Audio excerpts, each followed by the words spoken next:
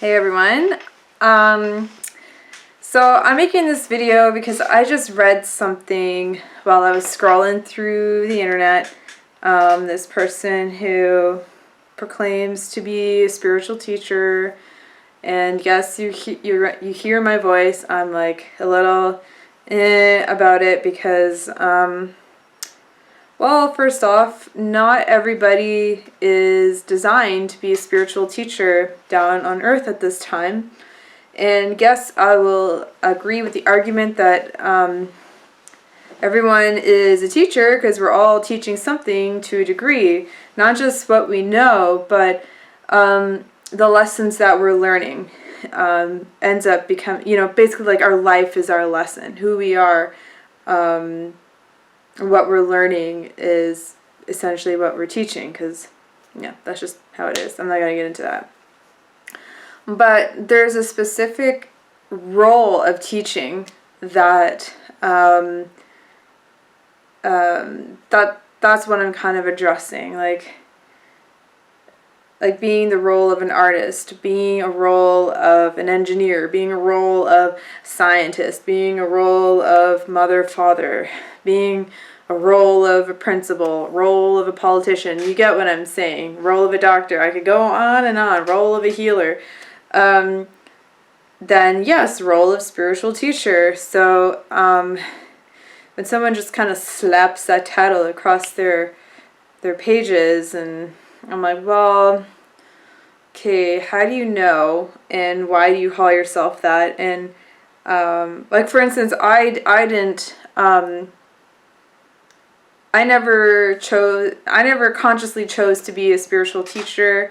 In a sense, yes, I did, but I didn't go down my life path and be like, I'm a spiritual teacher. I'm going to be a spiritual teacher. No, I thought I was going to be an artist. I thought that was going to be my role. I majored in graphic design. I then went on to major in photography and digital imaging. And then I pursued psychology so that I could get my master's degree in art therapy. And so as you can see, I thought my role was artist, healer. And one of the two, both of them, same, almost, a lot of these lines do kind of blur in many respects, but like a spiritual teacher is also a healer, but how we go about doing that, there's like, it's very specific in its design and role. So anyways, I have been told by many people along my journey that I'm a spiritual teacher, and I finally sat down and really resonated with that, and I said, yes, really, if I think about what spiritual teacher is and does, and when I research the role of a spiritual teacher in my books and on my computer, and talking to God, because that's my main source of information, people, is I communicate to God. God is the best Google. So anyways, yeah, I was just, and it just kept coming up in a lot of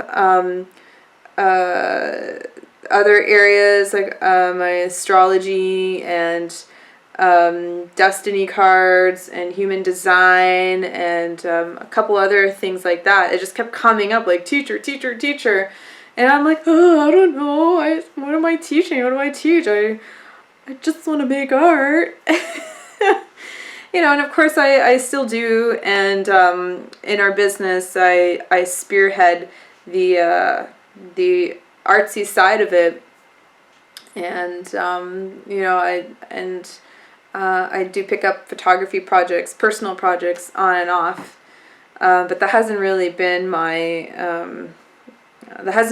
focus. My spiritual teaching has been my focus, because that's the path that's been clearly laid out for me, and so I'm saying yes to it. I'm walking down it, and there's a lot of people that take on or assume the role of being a spiritual teacher, and they usually don't last long, or they start to come across a lot of blocks and barriers and challenges in their life that are pointing them in a different direction. Like, I was being pointed in a different direction, not to pursue art as my full-time career, or commercial arts as my full-time. I would I would have always gone to the fine art side. I always kind of typically did. I was always kind of in my graphic design and photography classes. I was always kind of on the left side.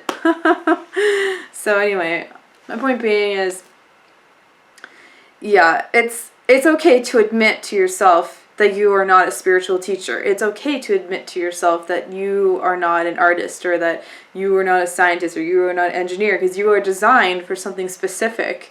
You have a very special purpose and role on this planet that we all need to experience and share in. So this brings me to my next point with this quick little video. I came across this statement of this person who assumes the role of spiritual teacher. And she says in this sentence, "We must continue to ascend until we reach perfection."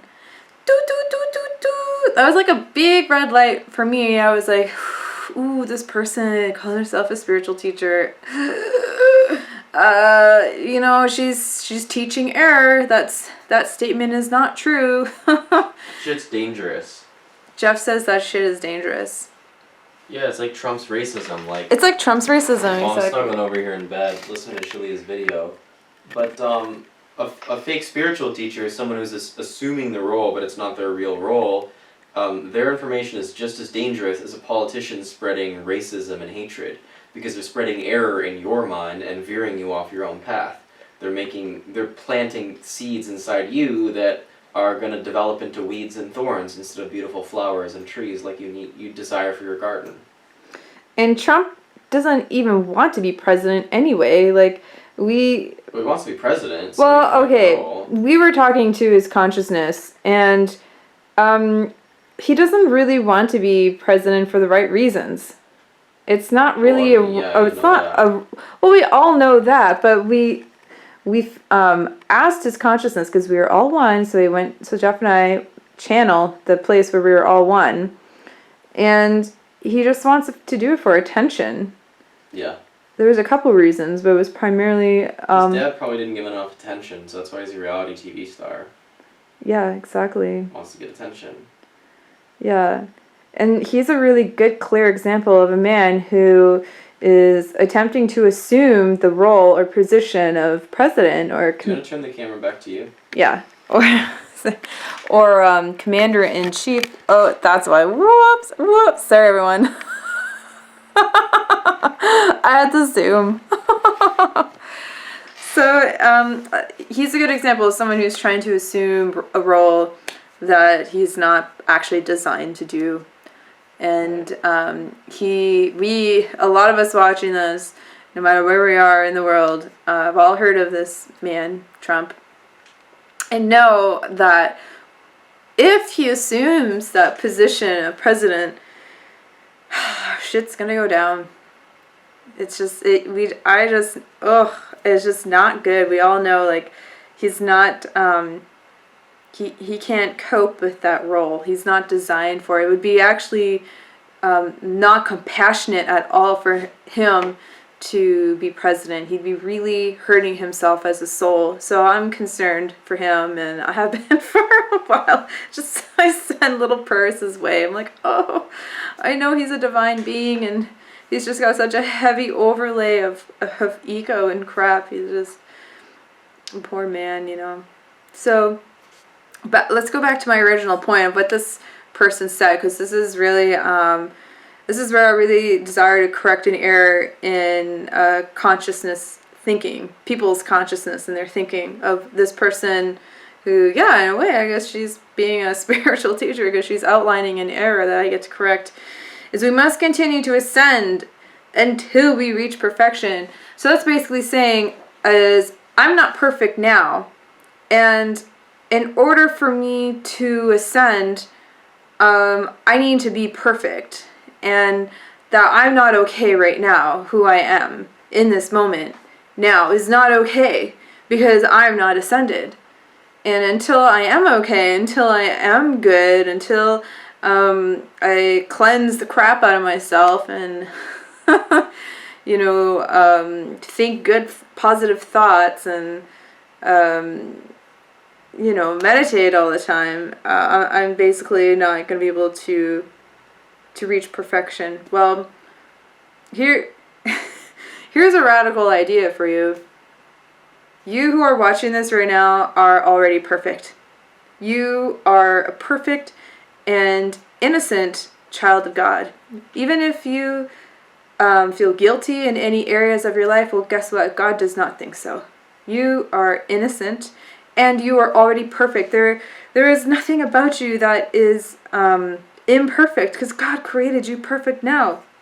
Sure, you might make some choices that don't feel good or choices that are out of alignment with your divine self, but that's how you learn and that's how you grow. And who says that's not perfect? Who says that's not perfect for what your soul needs and what your soul desires?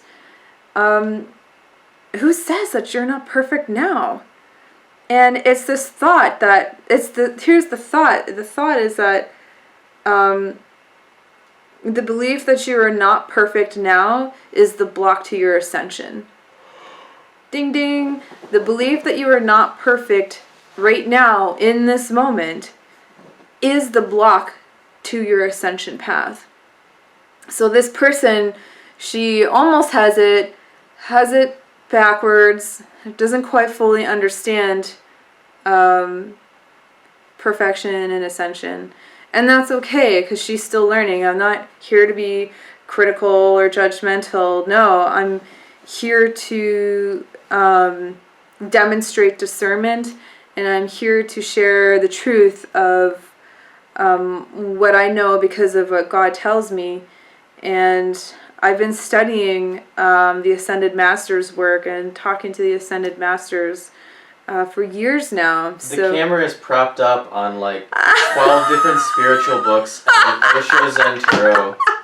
I'll show you. And this is by like just happenstance. Like she didn't like show me the back This of is the the books Osho Zen Tarot. This is what I've used as a quick prop because I got so flustered. Course in Miracles. 7 Sacred Saint Flames. Germain Green books. Oh, quite a few. Saint Germain, The Way of the Sacred Pipe. Although I don't smoke even sacred tobacco. Well, Shaleia studied Native American spirituality as well. Yeah, my grandfather was Native. It's about you. Don't point it at me. Oh, well, you were talking, so I wanted to,